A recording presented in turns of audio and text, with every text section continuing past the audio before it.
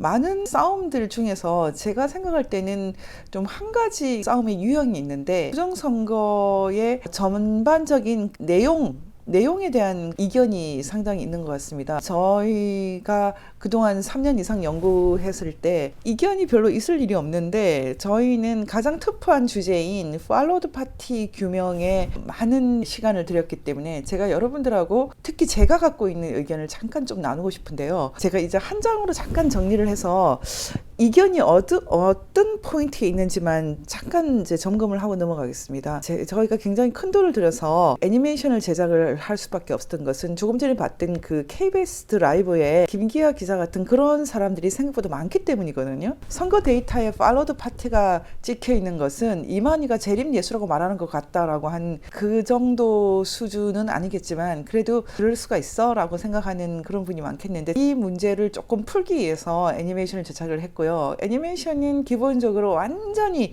부정선거에 1도 모르는 그 초보자들을 위해서 만들어졌지만, 정말 전문가들도 뭔가 좀 딱 이렇게 시선을 끌 수 있는 그런 부분을 한 10분 정도 장착을 해뒀거든요. 그게 바로 팔로드 파티에 관한 겁니다. 그 애니메이션을 통해서는 다 이해할 수 없겠고, 저희가 이것을 조금 더 이해하기 쉽게 하는 여러 가지 작업을 할 텐데요. 기존 언론들과 이렇게 싸우는 거지만, 최근에는 그 조갑재 대표님의 따님이 이 부정선거 아니다라는 그 반대 입장에 선봉에 있는 것 같은데, 사실 나쁜 분들이 아니지 않습니까? 나쁜 사람들이 아닌데 이렇게 나올 때는 뭔가 심각한 좀 혼돈이 있는 게 아닌가 싶습니다. 이 부정선거 문제를 굉장히 작은 규모의 그런 부정으로 보는 것 같거든요. 근데 이것은 굉장히 거의 문명사 전체에 걸려있는, 지금 총이나 대포를 안 쏘는 대신에 벌이는 저강도가 아니라 고강도의 전쟁이라고 저는 보거든요. 굳이 피를 흘리지 않고도 권력을 갖고 갈 수 있다면은 사실 해야죠. 먼저 원래 전쟁은 마지막 리조트다, 그런 말이 있거든요. 마지막 리조트에 가기 직전에 가는 것이 부정선거라고 보는 거죠. 성지훈 교수님과 보이지 않는 설전을 하시는 것 같은데요. 조갑재 대표님, 저는 너무 안타깝습니다. 사실 거의 아버지같이 그렇게 제가 존경했던 분인데, 지금 조갑재 대표님이 친따님하고 벌이는 이 전쟁에서 제가 조금 더 끼어들 수 없다는 것이 너무나 슬퍼요. 어떻게 하다 이렇게까지 몰락을 했는지, 저는 조갑재 대표님의 몰락을 보는 것이 정말 너무나 가슴이 아픕니다. 그래서 제가 지금 이 표 한 장으로 그 설명을 조금 드릴 텐데요. 4.15 총선 조작 청사진 얘기를 할 때요, 거대 범죄거든요. 왜냐하면은 180석 중에 거의 50석 가까이가 부정으로 만들어진 그런 경우이기 때문에 이건 거대 범죄입니다. 그래서 4.15 총선 조작의 전체 청사진을 먼저 이해를 하셔야 되는데, 일단 조작을 설계하는 부분이 있고, 또 실행하는 부분이 있고, 그 다음에 증거를 인멸하는 조작의 큰 그림 속에서는 세 단계를 먼저 보셔야 됩니다. 근데 지금 이견이 가장 많이 일어나는 부분은 조작의 실행 부분이거든요.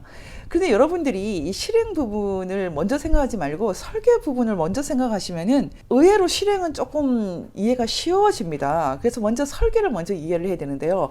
지금 이제 조작의 설계 부분에서 우리가 엄청난 그런 노획물이 있어요. 그게 바로 선거가 끝난 바로 다음 날 민주연구원의 더불어민주당 전략기획위원장인 이근영 씨가 페이스북을 통해서 한 장, 여러분 모두 아시는 이 한 장의 표를 발표하셨어요. 이 표에는 선거가 기존의 그 빅데이터라든지 여론조사를 통해서 완벽하게 판세가 이해됐다라는 걸 알 수가 있거든요. 여러분 잘 보시면 이 표에 사전투표 보정값이라는 그런 단어를 쓰고 있는데요. 보정값을 넣었을 때, 사전투표 보정을 했을 때 처음에 경합 우세였던 또는 우세였던 경합이었던 이런 곳이 모두 더불어민주당 지역구로 들어왔거든요. 말하자면 원래 원천적으로 열세였던 선거구를 빼고 나면, 그러니까 118개인가요?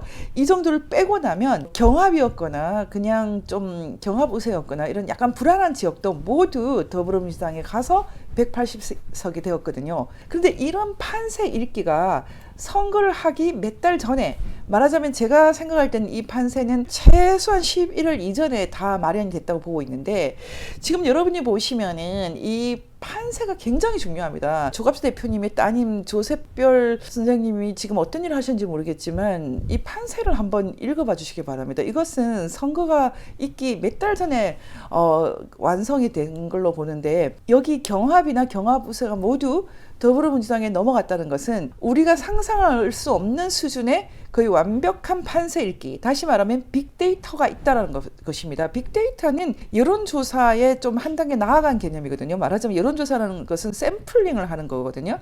표본을 조사하는 건데 빅데이터는 거의 전수조사라고 생각하시면 됩니다. 말하자면 전국 가가호 3천만에 이르는 이 유권자의 그 표심을 읽을 방법이 있었다는 거죠. 그 방법을 읽는 방법이 기본적으로 방송 3사, 그리고 통신 3사, 그리고 여론조사 모든 기관을 장악하고 있으면 표심 다 읽을 수 있습니다. 제 번호만 주면 이 사람은 누구를 찍는지 알 수 있거든요. 그런 것은 전혀 어렵지 않습니다. 일단 중국을 보십시오. 중국은 3천만, 4천만이 아니라 10매덕을 다 읽어내지 않습니까? 이게 굉장히 중요합니다. 지금 이근영 판세표의 중요성을 이해하면 사실 모든 것을 이해할 수 있거든요. 보정값은 다른 말로 하면 조작값인데, 보정이라고 하든 뭐 조작이라고 하든 보정이라는 말을 합법적으로 쓰려면은 선거운동을 해서 그만큼을 얻어낸다는 뜻이고, 선거운동 대신에 뭐 조작을 통해서 하는 것은 그건 조작값인데, 일단은 만약에 여러분이 선거운동을 해서 180석에 이르렀다는 생각을 하시고 있겠지만 그냥 보정값이라고 하는 것이 조작값이라는 우리의 가설이 맞다라고 한번 생각하고 들어주시기 바랍니다. 보정값이 조작값이라고 한다면은 사실은 이 보정은 사전투표 약 10% 내외를 높여서 그만큼을 더불어민주당 후보에게 몰아주는 방식이 기본 보정입니다. 여러분 이걸 반드시 이해해야 됩니다. 실제로 이런 기본 보정이 있었고요. 기본 보정이 있었다는 것을 입증하는 여러 가지 견해가 있었는데, 초기에는 그 박영하 교수님의 동전 1000개 얘기가 있었고, 그리고 히스토그램, 쌍봉형 히스토그램, 이건 거의 뭐 외우다시피 다 아실 텐데요. 최근에는 허병규 교수님의 그 비밀지령 2- 무한대승 책이 보여주는 것도 사실은 보정이 그 정도로 실행이 되면 불능이다, 통계적인 불능이다 보여주는 거거든요. 근데 이 통계적인 불능은 이미 민주연구원 차원에서 이건영 씨가 보여준 그 표에 다 들어있는 것입니다. 근데 많은 사람들이 이런 그 통계적인 불능이 어디에서 생성됐는지 헷갈리고 있는데, 개표를 할 때 디지털 해킹을 하거나 실물표를 넣거나 아니면 전자개표기를 조작해가면서 개표를 해가면서 이것이 이루어진다고 생각하기 때문에 헛갈리게 되는 거거든요. 저는 공병호 박사님도 많은 부분이 이렇게 생각한 것이 아닌가 생각하는데, 이 통계적인 불능은 이미 이근형 민주연구원 차원에서 이미 끝난 사실입니다.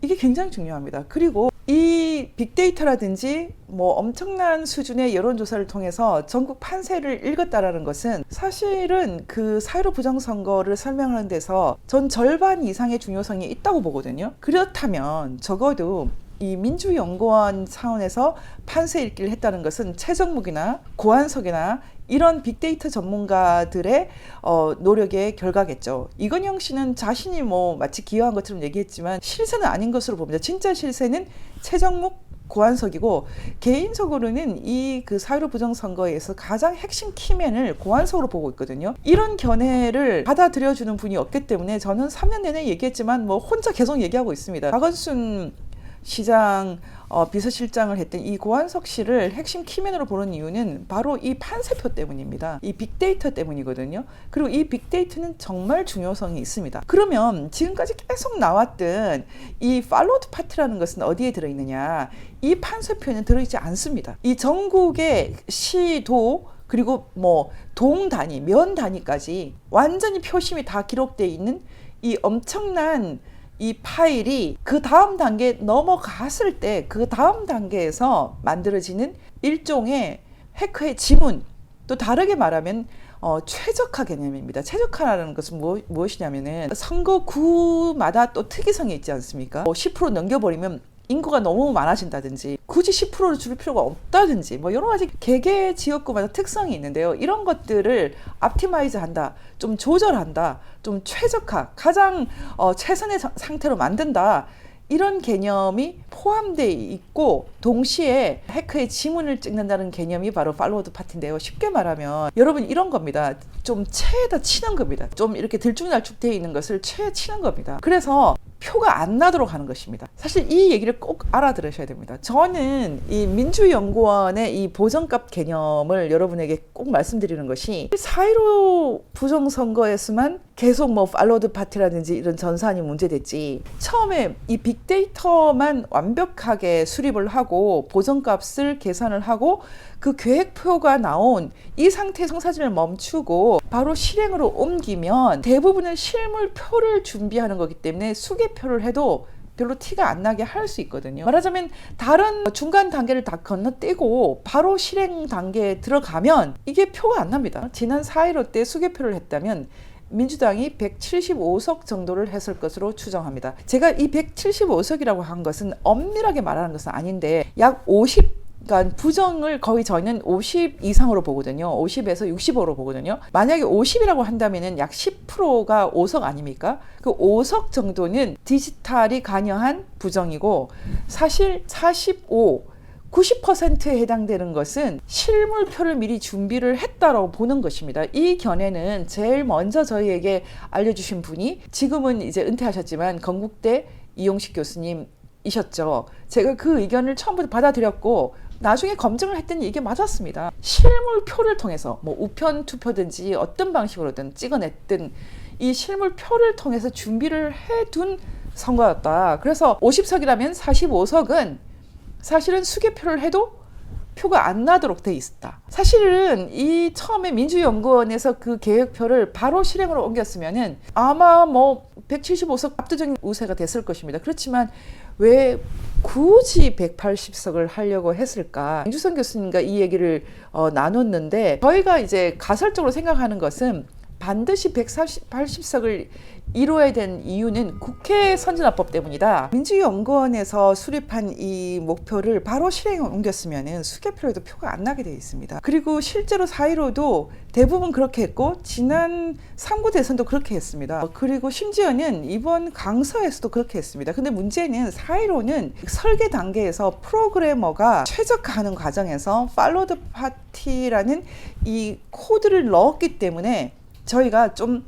선거의 전모를 비교적 이해하기가 쉬웠거든요. 근데 지금 이 팔로드 파티가 뭔지 모르고 계속해서 이것이 뭐 하나의 괴담이라고 말하는 사람들 중에서 저는 요즘에는 뭐 이준석이나 하태경 절대 부정선거에 대해서 말하지 않지 않습니까? 팔로드 파티를 발견하는 과정에 세 단계가 있거든요. 하나는 일단 비중 그래프가 있고, 그 다음에 7개씩 끊어진 클러스터를 발견하는 그 과정이 있고, 그리고 이것을 아스키 코드 문자판으로 변화시켜서 글자를 발견하는 이 세 가지 과정이 있는데, 사실은 이 세 번째 것은 이해하기가 좀 어려울 수 있어요.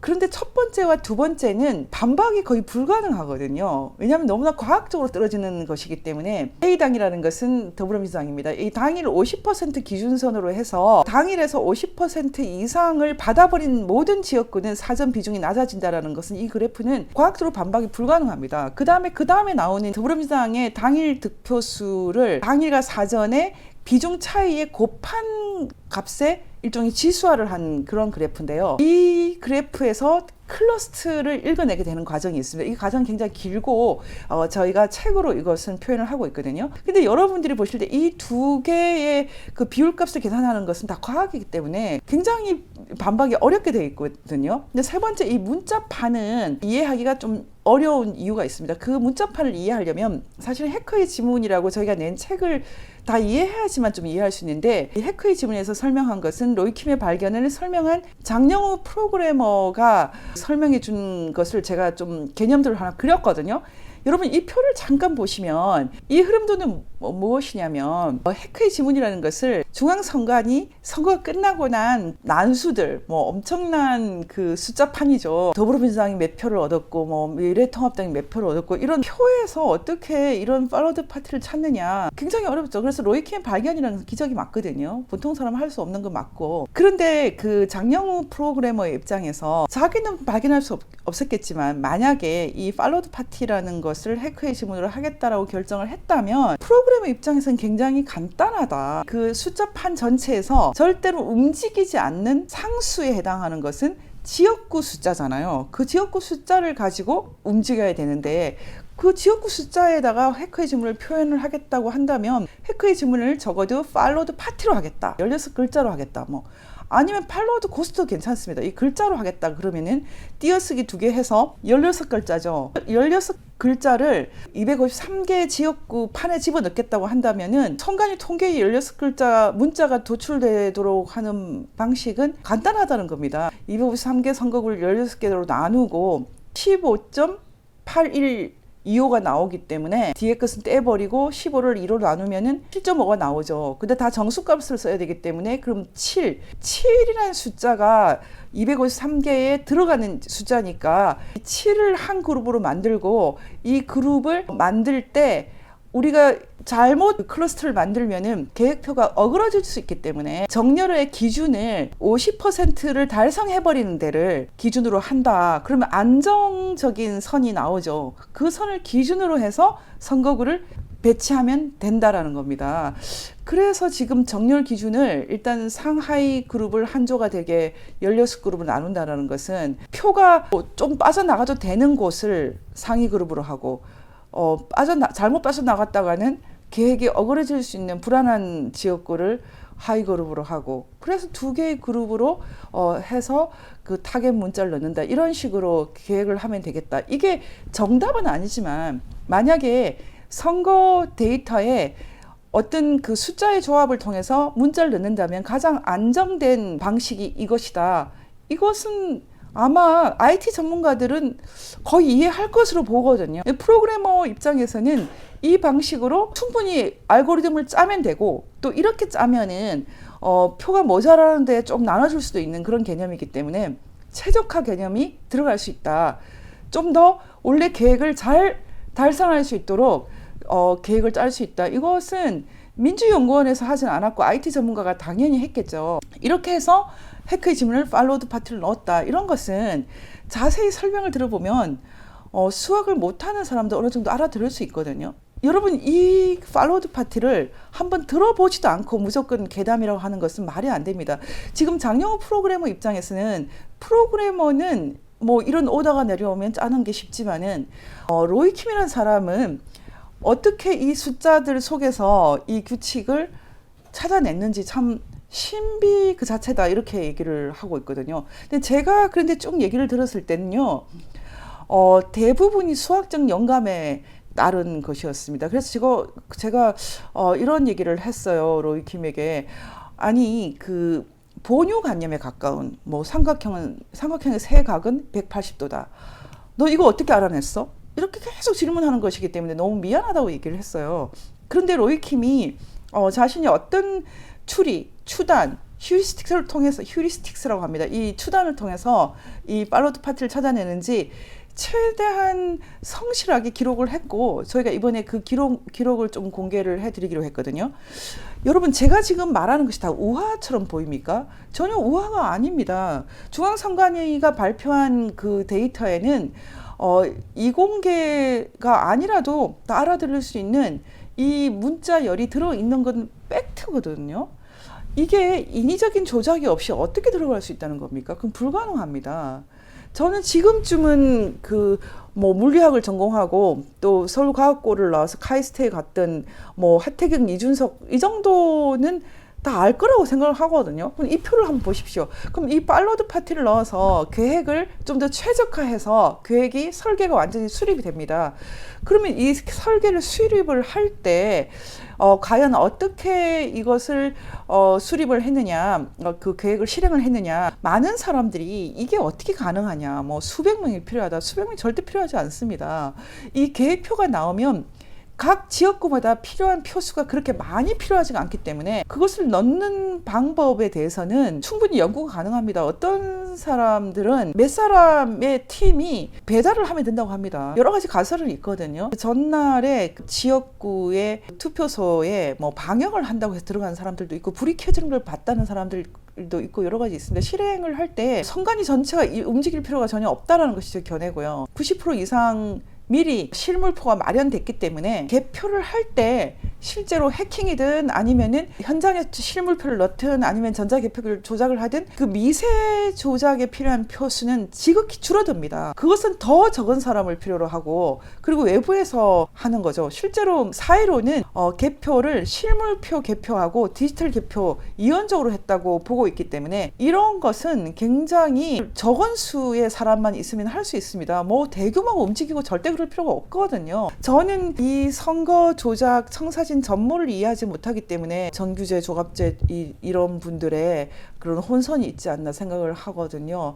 이분들의 혼선을 없애주기 위해서라도 저는 빨리 수사를 해야 된다고 생각합니다. 파트 3이 증거인멸인데요. 사실 이 증거인멸도 많은 논란이 있을 수 있습니다. 디지털 증거인멸은 쉽습니다. 로고 데이터를 없애버리면 되거든요. 다 없애버리지 않았습니까? 그리고 실물표를 인멸하려면은 소각의 방법이 있겠죠. 그런데 실물표를 굳이 소각할 필요가 있습니까? 왜냐하면 우리가 보전을 했던 그 100군데 이상도 열어주지 않는데요. 그 중에 몇 개밖에 열어주지 않았어요. 열어준 것도 지금 보관을 잘 하고 있을지 모르겠는데, 열어주기 위해서 아주 급하게 새로 전체를 거의 다 새로 프린트하는 바람에 이상한 투표지가 막 들어가지 않았습니까? 말하자면 소송 대비를 위해서 실물표를 인쇄하는 것도 일종의 증거인멸이거든요. 증거인멸 단계에 나타나는 여러 가지 그 증거들, 여러분들이 이렇게 조작의 청사진을 먼저 이해하지 않기 때문에 많은 정황이라든지 증거들을 아주 섞어서 막 말합니다. QR은 기본적으로는 빅데이터 수립할 때 들어가는 겁니다. 그리고 사전 명부 조작할 때 필요한 거거든요. 만약 수개표를 하게 된다고 할 때 그 방식으로 할 때는 QR이 별 필요가 없을 걸로 보거든요. 그래서 QR로 바꿔도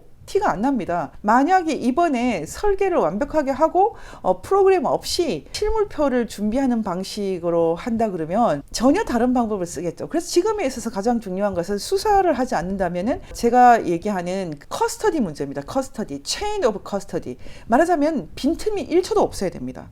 그냥 CCTV 공개로는 안 되죠. 모든 순간이어야 하죠. 심지어는 차로 옮기면 그 차 안에 타고 있어야 되죠, 감시자들이. 그렇게까지 한다면 조금 낫겠지만 기본적으로 그거 갖고도 될까 싶습니다. 일단은 200석까지 뺏기지 않으려면요, 수사를 들어가야 됩니다. 수개표는 부정의 난이도를 높이지만 원천 방어는 아닙니다. 사전 명부, 그리고 가장 중요한 것은 법에 들어있는 그 준법을 해야 됩니다. 투표관리관이 자신의 사인을 찍도록 해야 되고요. 그 다음에 투표함에 체인 오브 커스터디, 선관위 공무원 전면 보직, 누가 내부자인지를 알 수 없지 않습니까? 반드시 내부자가 있어야 되거든요. 그래서 전면 보직 이동이 필요하다, 제가 이렇게 썼는데, 지금 이 부정선 규명하시는 분들 속에 너무나 많은 혼선이 있기 때문입니다. 저는 지금 허백규 교수님의 그 책은 800페이지에 달하지만 사실 민주연구원의 보정값 개념을 가장 잘 보여주는 것으로 보고 있거든요. 그리고 맹주성 교수님이 말씀하셨던 알고리즘은 사실은 간통에 있는 개념인데, 여전히 저희가 조금 더 보완해야 될 부분이 있다면 왜 굳이 이런 알고리즘을 통해서 이원적인 개표를 했을까? 너무나 대담한 시도다. 180석을 반드시 달성하겠다는 의지고, 그리고 반드시 이 사람은 붙이고 저 사람은 떨어뜨리고 원래 계획을 완벽하게 수행하겠다는 뜻인데, 이렇게까지 과감하게 그 부정선거를 했던 이유는 참 알다가도 모르겠다. 그것은 어떤 분은 미국 선거 부정을 위한 전초전이라고 말하는 사람이 있는데요. 그렇게 보더라도 너무 대담하다. 이렇게 대담하게 실행을 했기 때문에 선거 결과에서 우리가 팔로드 파티를 읽어내게 된 것입니다. 그래서 여러 가지로 4.15 부정선거는 아직도 많은 부분 불가사의에 좀 휩싸여 있지 않나, 이렇게 생각이 들거든요.